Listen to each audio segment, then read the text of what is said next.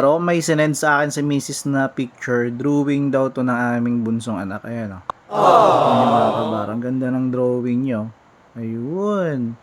Meron ditong mga kabaro. Ditong puno at araw. Ayan. Ganda ng drawing niya. May puno, may araw, may bahay. May ulap. Ganda oh. Tapos dito mga kabaro. Ayan. Nandito yung drawing niya. Ayan. Ayan mga kabaro. Ayan, sila daw yan, me. Tapos hindi ko alam kung sinong Yuyu. Baka si siya daw to.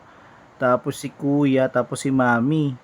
Tapos mga kabaro, hinahanap ko kung nasaan ako. Bakit tatlo lang yung drawing niya? Hindi ko mahanap-hanap. Tapos sa baba pala mga kabaro, meron dito mga kabaro. Ayan o. Ayan, may alaga siyang drawing dito at pinangalanan niyang daddy. Grabe ka naman bunso. Daddy daw.